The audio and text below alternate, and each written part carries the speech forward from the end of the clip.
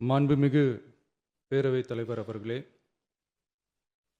திரு C. Joseph Vijay அவர்களை முதலமைச்சராக கொண்ட அமைச்சரவை மீது இப்பேரவை தனது நம்பிக்கையை தெரிவிக்கிறது என நான் மொழிந்துள்ள அரசினர் தீர்மானத்தின் மீது அனைத்து கட்சிகளை சார்ந்த மாண்புமிகு உறுப்பினர்கள் தங்களது கருத்துக்களை தெரிவித்து தீர்மானத்தை ஆதரித்தும் எதிர்த்தும் உரையாற்றியுள்ளனர்.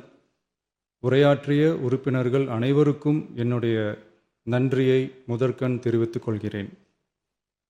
இந்திய தேசிய காங்கிரஸ் கட்சி சார்பாக உரையாற்றிய மாண்புமிகு திரு சே. ராஜேஷ்குமார் அவர்கள் தீர்மானத்தை வரவேற்றதோடு மட்டுமல்லாமல் மதசார்பற்ற அரசுக்கான ஆதரவு என கூறினார்கள்.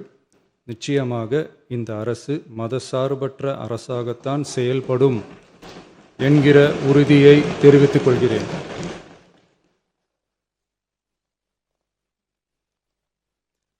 அடுத்து உரையாற்றிய இந்திய கம்யூனிஸ்ட் கட்சி மார்க்சிஸ்ட் கட்சி சார்பாக உரையாற்றிய திரு ஆர். செல்லசுவாமி அவர்கள் இந்த தீர்மானத்தை வரவேற்று முழுமையான ஆதரவு தெரிவித்துள்ளார்கள்.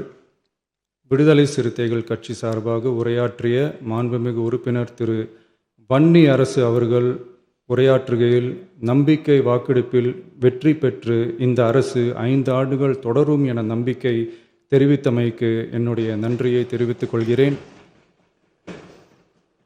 ஆதரிப்பவர்களுக்கு மட்டுமான அரசல்ல, எதிர்ப்பவர்களுக்கான அரசும் இது என சுட்டிக்காட்டியமைக்கு எனது நன்றியை தெரிவித்துக் கொள்கிறேன்.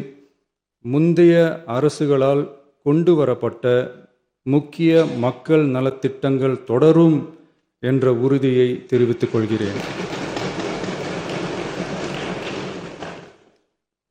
இந்திய யூனியன் முஸ்லீம் லீக் கட்சியின் சார்பாக உரையாற்றிய மாண்புமிகு திரு ஆமு ஷாஜகான் அவர்கள் தீர்மானத்தை வரவேற்று வரலாற்று சாதனை இந்த அரசு படைக்கும் என வாழ்த்தியுள்ளார்கள்.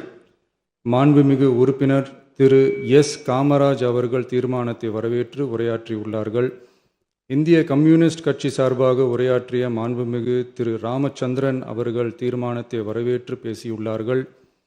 தேசிய முற்போக்கு திராவிட கழகத்தின் சார்பாக உரையாற்றிய மாண்புமிகு உறுப்பினர் திருமதி பிரேமலதா விஜயகாந்த் அவர்கள் உரையாற்றுகையில் எதிர்கட்சிகளை எதிரி கட்சிகளாக நினைக்காமல் எங்கள் அரசு செயல்படுவது குறித்து குறிப்பிட்டு வாழ்த்து தெரிவித்தமைக்கு என்னுடைய நன்றி.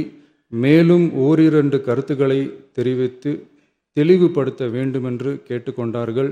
ஐ வில் ரீதிங்க் அபவுட் இட். தமிழ்நாட்டை ஆண்ட பல்வேறு கட்சிகளை சார்ந்த அரசுகள் இந்த நாட்டு மக்களின் நலனை முன்னிலைப்படுத்தி தீட்டிய திட்டங்கள் சமூக நீதிக்கு முன்னுதாரணமாக திகழ்ந்து நிறைவேற்றப்பட்ட சட்டங்கள் எங்கள் கட்சியின் கொள்கை தலைவர்களின் எண்ணங்கள் என இவற்றை மனதிலே கொண்டு எங்களுடைய ஆட்சி நடைபெறும் என்கிற உறுதியை மட்டும் தெரிவித்துக் கொள்கிறேன். பாரதிய ஜனதா கட்சி சார்பாக பேசிய திரு எம். போஜராஜன் அவர்கள் நடுநிலை வகிப்பதாக தெரிவித்து உரையாற்றியுள்ளார்கள். பாட்டாளி மக்கள் கட்சியின் சார்பாக அடுத்து உரையாற்றிய மாண்புமிகு முனைவர் திருமதி சௌமியா அன்புமணி அவர்கள் உரையாற்றுகையில் விவசாயிகள், இளைஞர்கள், மகளிர் நலன், மது ஒழிப்பு குறித்து செயல்படுத்தப்பட வேண்டிய திட்டங்கள் குறித்து குறிப்பிட்ட தீர்மானத்திலிருந்து விலகி நிற்பதாக தெரிவித்துள்ளார்கள். மகளிர் பாதுகாப்பிலிருந்து தவிர எந்த அரசு இம்மியளவும் இடம் தராது. அடுத்து உரையாற்றிய மாண்புமிகு திரு மு. தமிழன் அன்சாரி, மாண்புமிகு திரு கே. நித்யானந்தன், மாண்புமிகு முனைவர் எம்.எச். ஜவாஹிருல்லா, மாண்புமிகு திரு எடப்பாடி கே. பழனிசாமி அவர்கள் மற்றும் ஆகியோர் உரையாற்றுகையில் தீர்மானத்தை எதிர்த்து உரையாற்றியுள்ளார்கள். எதிர்க்கட்சி தலைவர் வெளிநடப்பு செய்துவிட்டார்கள். மாண்புமிகு திரு எஸ்.பி. வேலுமணி அவர்கள் தீர்மானத்தை ஆதரித்து உரையாற்றியுள்ளார்கள். குதிரை பேரத்தில் எமது அரசு ஈடுபடுகிறது என்று கருத்தை தெரிவித்த மாண்புமிகு உறுப்பினர் அவர்களுக்கு நான் ஒன்றை மட்டும் சொல்லிக்கொள்கிறேன். இந்த அரசு குதிரை வேகத்தில் செயல்படுகிற அரசே தவிர குதிரை பேரத்தில் ஈடுபடுகிற அரசு இல்லை என்பதை ஆணித்தரமாக தெரிவித்துக் கொள்கிறேன். நம் தமிழ்நாட்டின் முன்னேற்றத்திற்கு உழைத்த தலைவர்கள் வழிகாட்டிய கொள்கைகளிலிருந்து இம்மி அளவு விலகாமல் நிச்சயமாக இந்த ஆட்சி நடைபெறும்.